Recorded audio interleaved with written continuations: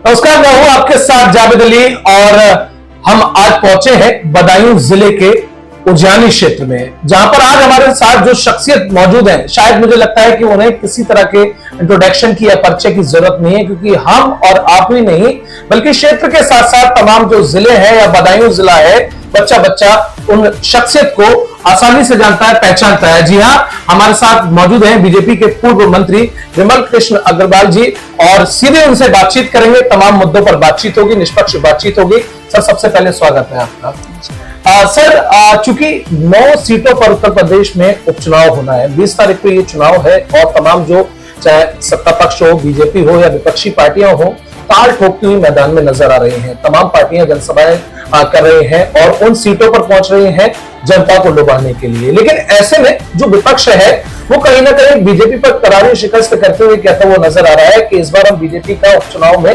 Super साफ करेंगे। कैसे देखते हैं इसका?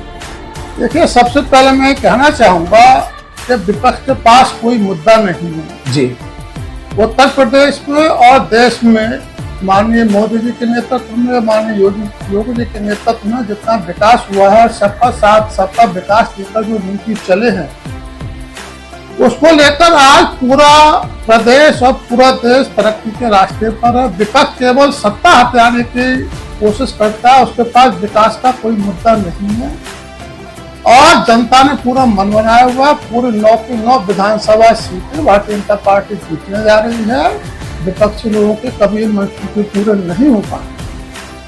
बिल्कुल सर, अगला सवाल है मेरा मैनपुरी सीट को लेकर, जो मैनपुरी में करहल सीट है, करहल विधानसभा की। हालांकि उसे समाजवादी पार्टी का गढ़ कहा जाता है, लेकिन ऐसे में इस बार बीजेपी ने अपने एक ऐसे उम्मीदवार को उतारा है कि बीजेपी वहां सेंध लगा सकती है, लेकिन समाजवादी पार्टी फिर भी ये कहती हुई नजर आ रही है कि वो हमारा गढ़ है, वहां हम जनसभा करें या ना करें, वो सीट तो हमारी झोली में है। तो क्या ये कहा जा सकता है कि वो समाजवादी पार्टी रहा होगा कभी, लेकिन आज परिस्थितियां बदली हुई है। आप देखेंगे कि वहां का भी प्रत्याशित परिणाम आएगा और वहां भी भारतीय जनता पार्टी विजय की ओर अग्रसर है। हमारे कई लोगों से बात हुई है, हमारे परिचित लोग हैं, क्योंकि हम भी पहले समाजवादी पार्टी में रह चुके हैं, तो हम उस पार्टी के लोगों से हमने बात की थी, तो कह रहे थे इस बार भारतीय जनता पार्टी का पल्ला भारी है और अधिकतर लोगों का कहना है कि भारतीय जनता पार्टी यहाँ से चुनाव जीतेगी।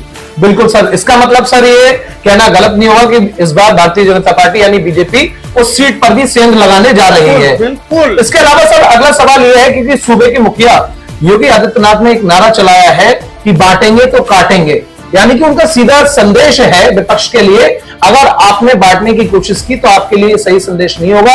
अब तक तो आप चाहे लोकसभा का चुनाव हो या विधानसभा हो, अन्य सीटों का अब तक तो कुछ सीटें आपकी आ गई हैं, लेकिन इस बार अगर आपने ऐसी कोशिश की तो आपका सुपड़ा साफ हो जाएगा। उस संदेश को लेकर सर क्या कहेंगे? देखिए, विपक्षी पार्टियां केवल समाज को बांटने का काम कर रही है। जैसे मैंने पहले भी आपसे कहा कि भारतीय जनता पार्टी का नारा है सबका साथ सबका विकास। बिल्कुल सर। लेकिन भारतीय जनता पार्टी ने ये करके भी दिखाया और करीब 25 करोड़ लोगों को देश की गरीबी रेखा से ऊपर उठाया है। जी सर।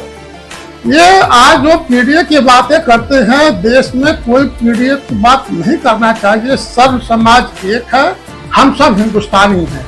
हमको हिंदुस्तान के बारे में बात करनी चाहिए, हमको उत्तर प्रदेश के बारे में बात करनी चाहिए और पीडीए का नारा देकर कहीं ना कहीं समाज को बांटने का काम किया गया है और ये जनता कभी स्वीकार नहीं करेगी। उत्तर प्रदेश की जनता एक है, कभी जात और धर्म के नाम पर वो बंटने वाली नहीं।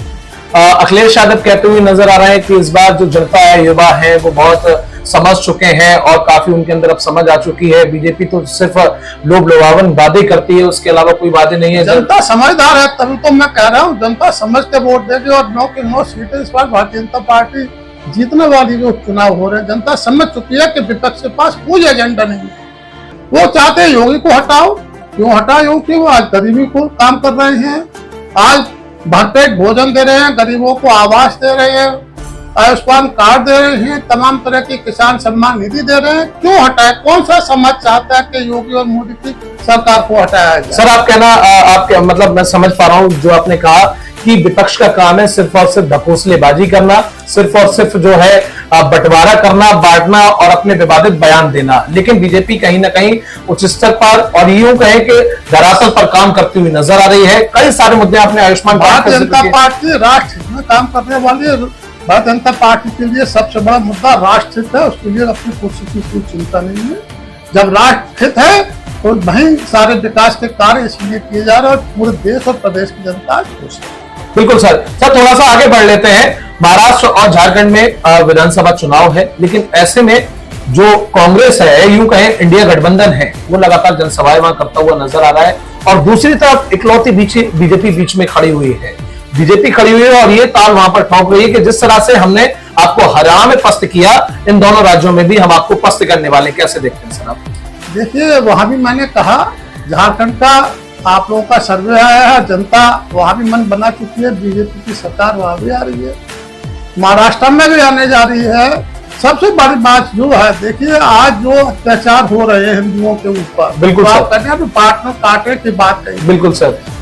बांग्लादेश में कोई विपक्षी पार्टी नहीं बोली कि हिंदुओं के साथ अत्याचार हो रहा है। अगर मुसलमान के साथ अत्याचार हो वो भी कहना चाहिए, लेकिन अगर हिंदुओं के साथ कहीं अत्याचार हो रहा है उस पर कोई भी ये कांग्रेस या समाजवादी के लोग आवाज नहीं उठाते। इसका मतलब ये कि कहीं ना कहीं उनकी गंदी राजनीति और गंदी सोच है।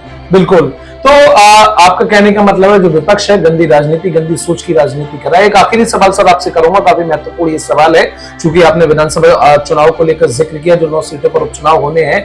ऐसे में तमाम जो मुद्दे हैं, जो विपक्ष जो ढूंढते हुए मंच पर सभाओं को संबोधित कर रहा है, कुल मिलाकर ये सारे मुद्दे इस बार फेल होने वाले हैं और बीजेपी 9 की 9 सीटों पर सरकार बनाने जा रही है।